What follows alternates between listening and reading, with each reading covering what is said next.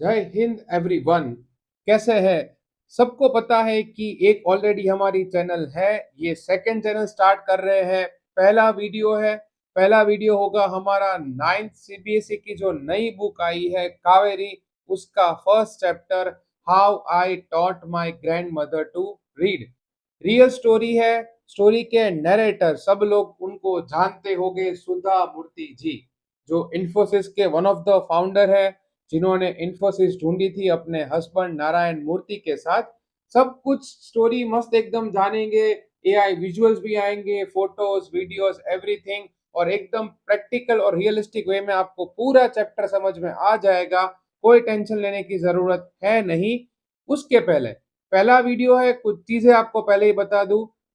अब से 6 टू लेके 12 स्टैंडर्ड तक के इंग्लिश के, एसएसटी के, उसके बाद 11 12 में business studies, economics, IB board, IBCP, CBSE, ICSE, उसके बाद जीएसईबी, सब चीजों की सारी स्टोरी, सारा लिटरेचर, एसएसटी, सब कुछ आपको यहाँ पे मिलने वाला है। डे बाय डे अलग अलग टाइप के वीडियो आते रहेंगे। तो आपके जितने भी दोस्त हो, कजिन्स हो, जो अलग अलग बोर्ड्स में पढ़ते हो, इंडिया की कोई भी स्कूल में हो, स्टेट बोर्ड में हो, तो भी चैप्टर्स कॉमन रहते हैं एनसीईआरटी के सारे। उसके अलावा धीरे धीरे इंग्लिश की ग्रामर के जो लिटरेचर की वीडियोस आती है वो, उसके बाद बैंक की एग्जाम में क्या क्या आता है, यूपीएससी, जीपीएससी, उसके बाद सारी गवर्नमेंट एग्जाम का जो इंग्लिश आता है, सब चीजों के अलग अलग वीडियोस ये चैनल पे आने वाले हैं।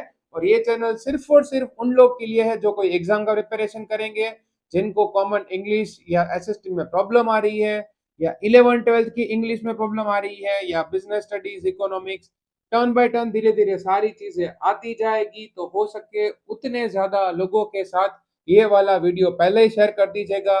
बोल दीजिएगा चैनल को सब्सक्राइब कर लो। स्टडी मटेरियल आपको सब कुछ, एवरी सिंगल थिंग एक साथ यहाँ पे मिलने वाला है। अब आते हैं हमारे चैप्टर पे। ये चैनल का फर्स्ट वीडियो का फर्स्ट चैप्टर करते हैं स्टार्ट। देखो यहाँ पे नरेटर है, मतलब मैं जो आपको बोलूंगा, ठीक है, वो कौन बोल रहे हैं? एक्चुअली सुधा मूर्ति जी बोल रहे हैं।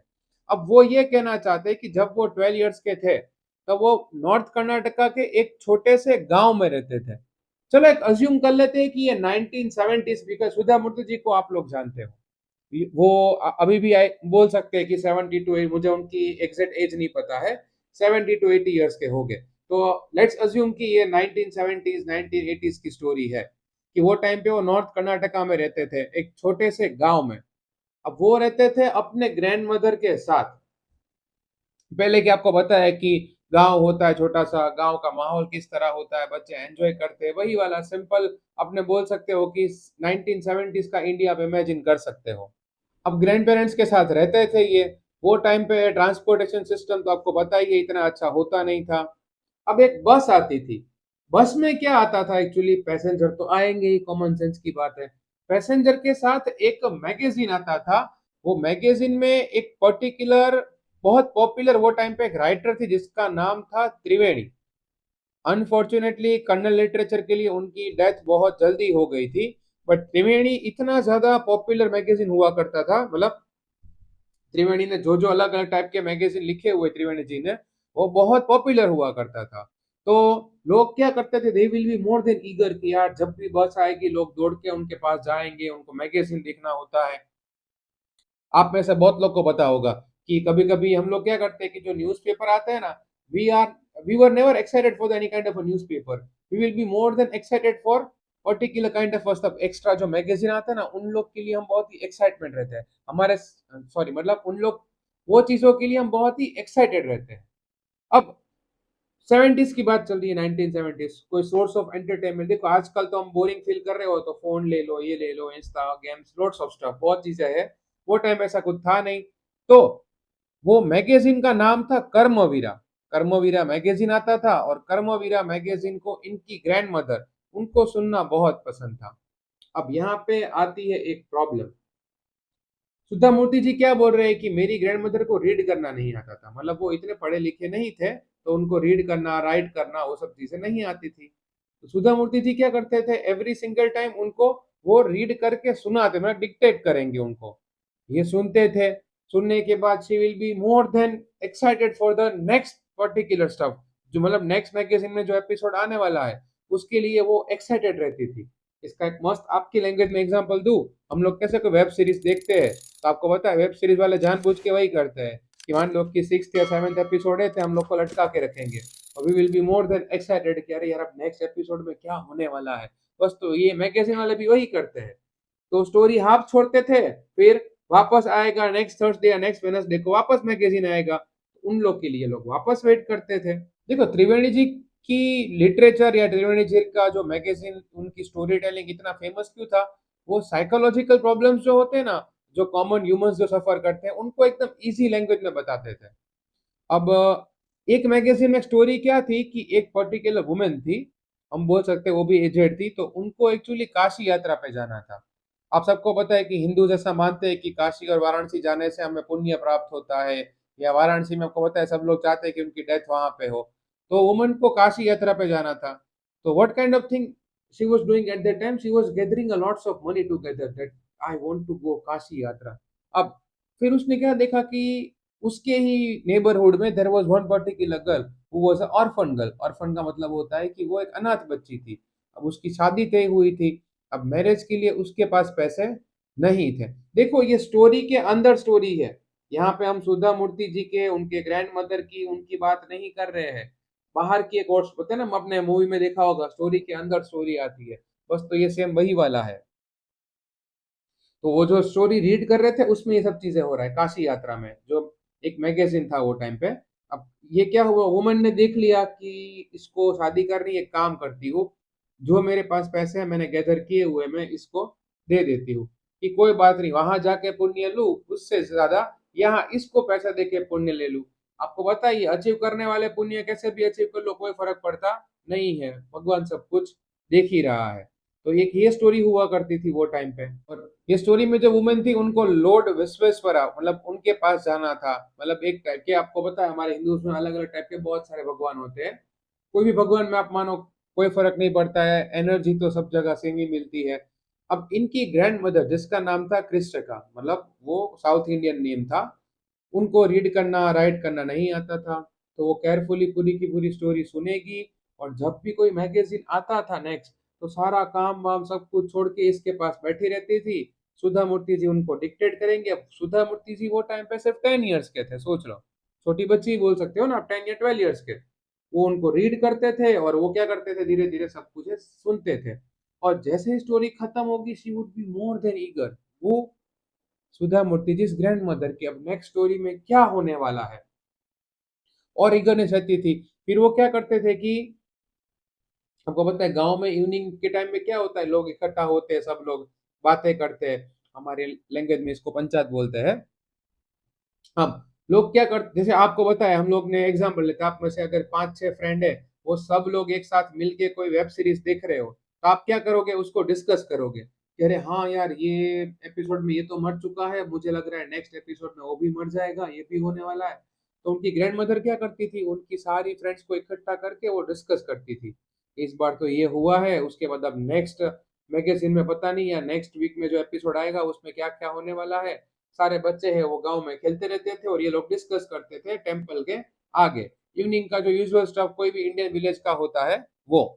अब देखो उनकी ग्रैंड मदर तो कभी काशी गई नहीं थी, बट आपने देखा होगा ना कभी कभी क्या होता है, आप कोई चीजें देखते हो ना मूवी में सीरीज में, तो आपको वो जगह जाने की इच्छा हो जाती है कि यार एक बार तो यहाँ पे जाना है। तो हर grandmother would be more than eager to know the kind of thing which will happen in the next episode, मतलब जो मैगजीन आएगा उसमें। अब एक बार क्या हुआ कि सुधा मूर्ति जी को बाजू के विलेज में मैरिज में जाना था, वो चले गए मैरिज में, और उनको लगने वाले थे 2-3 दिन, अब उनको लग गया पूरा 1 वीक, मतलब 1 वीक के बाद वो वापस आए। अब जैसे ही वो वापस आए, सुधा मूर्ति जी देखते हैं कि उनकी ग्रैंड मदर है वो रो रही थी, she was crying. Definitely 10 to 12 years old girl वो क्या समझ पाएगी, तो उसने बोला, अब उन्होंने पूछा कि अवा, अवा मतलब दादी होता है नॉर्थ कर्नाटका की वहां की लैंग्वेज में, तो उन्होंने पूछा अवा are you all right what happened. इन्होंने कुछ आंसर नहीं दिया। अब फिर ऊपर गए। आपको पता है कि पहले के टाइम पे गांव में, पहले क्या आज के टाइम में भी होता है कुछ इंडियन हाउस होल्ड में, मजा भी आता है कि लोग क्या करते हैं समर में टेरेस के ऊपर सोते हैं, ताकि कोई टेंशन ना हो, टेरेस में मस्त खुली आवाज आए, खुली हवा आए, मजा आ जाए आपको, ओपन एयर मिले आपको, तो वो लोग वहां पे सोते थे। तो वहां पे आके फिर उसकी ग्रैंडमदर ने कुछ चीजें बताई, किसको? सुधा मूर्ति जी को। ग्रैंडमदर थे 62 ईयर ओल्ड के और सुधा मूर्ति जी थी 12 ईयर्स की। तो मतलब सोच लो अप्रोक्स 50 ईयर्स का गैप था। उन्होंने क्या बोला कि जब मैं छोटी बच्ची थी मुझे रीड करना था, लेकिन फिर मेरी मदर है, ठीक है, वो बहुत ही छोटी एज में चली गई मतलब शी पास्ड अवे। फिर उनके फादर ने दूसरी शादी कर ली। वो टाइम पे एजुकेशन का इतना इम्पोर्टेंस नहीं था।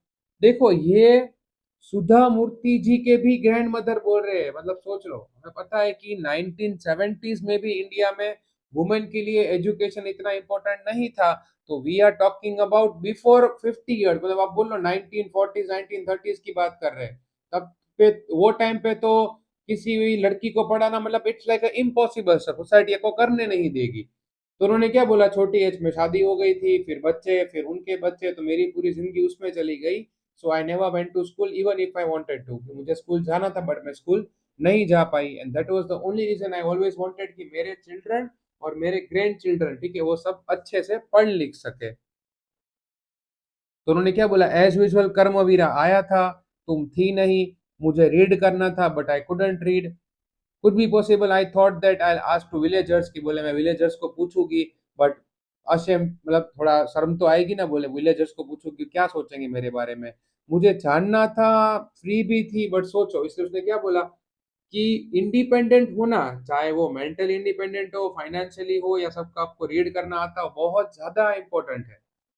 अब यहाँ पे एक्चुअली सुधा मूर्ति जी कुछ समझ नहीं पा रहे कि ये 62 ईयर ओल्ड है, वो एक 12 ईयर ओल्ड को ऐसा बता रहे, वो क्या ही समझ पाएंगे ये वाली एज में। अब देखो वो रो रही थी, तो सुधा मूर्ति जी ने बोला कोई बात नहीं हुआ, पहले आप रो मत, क्या काम है, चलो मैं आपकी किस तरह हेल्प कर सकती हूँ। अब अवा मतलब ग्रैंड मदर ने बोला, बोले I want to learn how to read Kannada alphabet, मतलब उन लोगों को तो लोकल लैंग्वेज में वही सीखना होता है, तो मुझे कन्नड़ अल्फाबेट है वो सीखना है, किस तरह तुम मुझे सिखा सकती हो। अब देखो छोटी बच्ची होती है, अब होता है बच्चे कैसे होते हैं, वो जो है वो दिखा देते हैं, तो वो थोड़ी हंसने लगी कि अम्मा पागल हो चुके हो क्या, 62 ईयर्स की एज है, अब तक नहीं है यार, अभी आप एंड टाइम पे कहाँ सीखोगे। फिर उसकी दादी ने क्या बोला, बोले मुझे कन्नड़ अल्फाबेट सीखना है, I will work really hard, मैं बहुत ही हार्ड वर्क करूंगी, पूरा डेडिकेशन दे दूंगी, मुझे सीखना है। I want to learn how to read properly, मतलब कन्नड़ अल्फाबेट सारे के सारे सीखने हैं।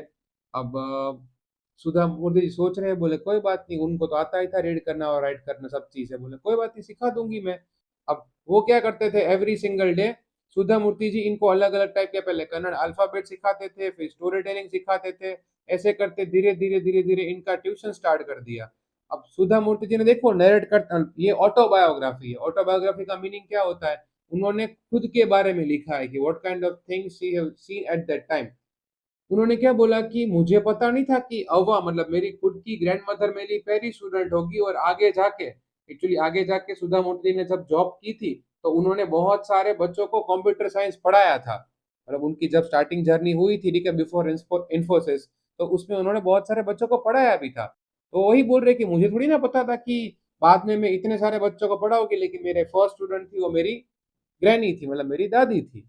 फिर देखो वो खुद ही बोलते हैं कि पहले मैंने उनका मजाक उड़ाया था कि आपको तो फेस पे व्रिंकल्स आ चुके हैं, आपको ठीक से दिखाई भी नहीं देता है और आपको रीड करना है, लेकिन डेडिकेशन देख के उसको लगा कि नहीं नहीं नहीं, दादी तो कर लेगी। फिर हर साल क्या होता था, दादी ने पहले ही बोल दिया था कि अगर मुझे प्रॉपरली रीड करना आ गया तो मैं अपने घर पे एक पूजा रखूंगी। आपको पता है कि हम लोग में पूजा का बहुत ज्यादा ही इंपॉर्टेंस होता है। तो नेक्स्ट दशहरा आया तो दशहरा के दिन वापस उन्होंने पूजा रखी, क्यों, बिकॉज अब दादी को रीड करना आ चुका था प्रॉपरली। अब दशहरा के टाइम पे सुधा मूर्ति जी ने क्या सोचा, एक काम करते, दादी को काशी यात्रा जो पूरी नॉवेल आती थी वो रीड करना बहुत पसंद है, उसको मैं ये गिफ्ट करूंगी। अब उसी दिन दादी ने उनको बुलाया, टेबल के सामने ऐसे बिठाया, चेयर रख के बोले बैठो इधर, और दादी ने गिफ्ट दिया सुधा मूर्ति जी को, मतलब हमारे नरेटर को, एक फ्रॉक था, वो फ्रॉक गिफ्ट दिया, इन्होंने सामने बुक गिफ्ट दी। और फिर यहाँ पे कुछ बहुत ही अनयूजुअल चीजें हुई, मतलब पूरा अपोजिट क्या हुआ पता है। हमें आज तक क्या सिखाया गया है कि we have to touch the field feet of our elders, why, as a respect, कि भाई उनके आशीर्वाद लेने के लिए। यहाँ पे क्या हुआ पता है, सुधा मूर्ति जी की ग्रैंड मदर ने उनके पैर छुए, सोच लो, मतलब एक 62 ईयर ओल्ड ने 12 ईयर ओल्ड के पैर छुए। और सुधा मूर्ति जी वाज लाइक किया मेरे पैर क्यों छुए, ठीक है, मैं तो कितनी छोटी बच्ची हूँ। मेरे पैर नहीं छूना चाहिए, बोले हमें क्या सिखाया गया है कि हमें बड़ों के पैर छूने चाहिए। और यहाँ पे ग्रैंड मदर एक चीज बोलती है कि I am not touching the feet of my grand daughter, I am touching the feet of my teacher, कि मैं मेरे टीचर की पैर छू, हमें सिखाया गया कि we always have to respect the teachers, कि टीचर्स के पैर छूने चाहिए, उनके रिस्पेक्ट करने चाहिए। क्यों? बिकॉज आपको वो सिखाते हैं, चाहे वो कोई भी टाइप के टीचर हो, कोई भी फॉर्म में आपको पढ़ाते हो वो। तो उन्होंने क्या बोला, मैं टीचर की रिस्पेक्ट कर रही हूँ, उनके पैर छू रही हूँ। और इन्होंने भी सामने उसको नमस्कार किया। उसके बाद दादी वॉज मोर देन हैप्पी। दादी ने वो बुक ओपन की, और उन्होंने जैसे ही अपनी बुक ओपन की, विदाउट हेजिटेशन, फंबलनेस और एनीथिंग, काशी यात्रा उन्होंने, और लिखा हुआ था बाय त्रिवेणी, पूरा का पूरा रीड कर दिया, और फिर नॉवेल भी रीड की। और ये देख के सुधा मूर्ति जी ने क्या बोला बताया लास्ट में, at the end of the chapter, के I think my student has pass from the flying colours, कि भाई मैंने जो पहली स्टूडेंट मेरी पढ़ाई थी, ठीक है, वो मतलब अपनी लाइफ में पास हो चुकी है। यहाँ पे हमारा पूरा चैप्टर होता है खत्म, how I taught my grandmother to read. एकदम सिंपल चैप्टर था, एकदम सिंपल एक्सप्लेनेशन था, ज्यादा हम लोग कॉम्प्लिकेटेड नहीं करेंगे। अगर आपने कुछ वीडियोस नहीं देखे, आप क्लास 10th में हो, तो मेरी दूसरी चैनल पे, मेरी मेन चैनल है, वहां पे आपको वीडियोस मिल जाएंगे 10th के। इस बार 9th के वीडियोस डालेंगे, बिकॉज 10th की बुक नेक्स्ट ईयर चेंज होने वाली है, तो तब डालेंगे। उसके अलावा आईसीएसई, सीबीएसई, मैंने पहले ही आपको बोल दिया, सब कुछ आपको मिलेगा। धीरे धीरे टेलीग्राम जब वापस आएगा, तो टेलीग्राम पे आपको मैं पूरी की पूरी डिटेल्स आती है वो, उसके बाद नोट्स आती है, question answers, I provide you each and every single thing, सब कुछ आपको मिल जाएगा। स्टिल कोई भी डाउट हो, कुछ भी समझ में ना आए, तो comment section is totally yours, मुझे आप पूछ सकते हो। और उसके अलावा जितने ज़्यादा हो सके उतने ज़्यादा लोगों के साथ ये वाला वीडियो शेयर करना है, बताना है कि बहुत सारे टर्न बाय टर्न वीडियोस आने वाले हैं। और बाकी कुछ भी हो तो आपको पता है क्या करना है। बाकी मिलेंगे सीधा हम नेक्स्ट लेक्चर में, नेक्स्ट वीडियो में, नई एनर्जी के साथ, नए चैप्टर के साथ। जय हिंद।